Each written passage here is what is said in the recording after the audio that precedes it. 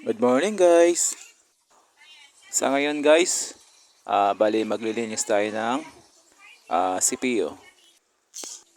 Ito nga guys, masyadong madumi na. Bali tatanggalin muna natin ang hard disk.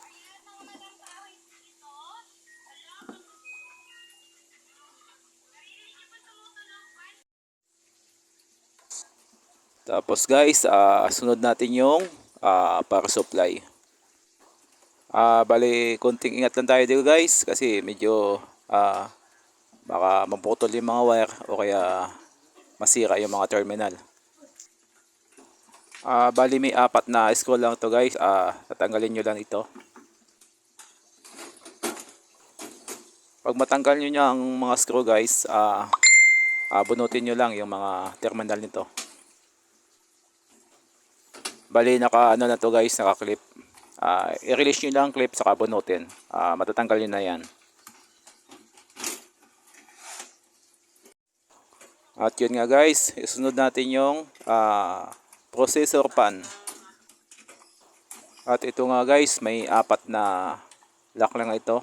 Madali lang naman tanggalin to. Tips lang guys, bago nyo tanggalin, kung di pa kayo pamilyar, kuha nyo muna ng picture o kaya videohan nyo muna. Pag binalik nyo, may reference na kayo. Sa paglilinis guys, gamitan nyo na lang ng malambot na paintbrush. Mas maganda ang paglilinis nyo.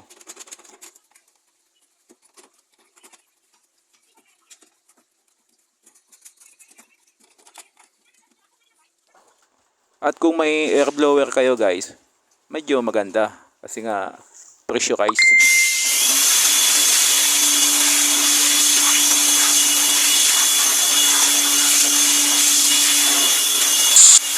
Thank you for watching guys. Sana may natutunan kayo na konting kaalaman.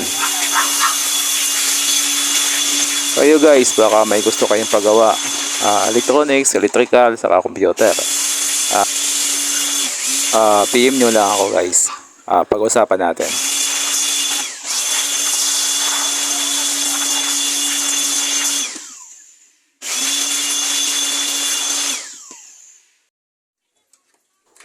At yun nga guys, ibabalak na natin yung processor pan.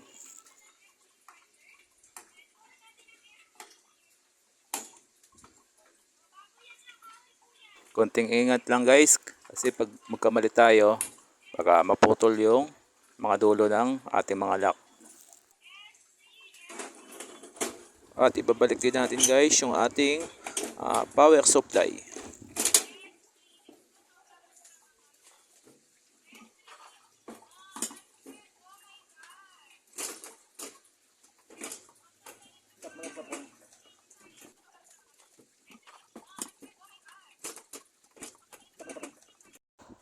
At ito naman guys yung ating hard disk.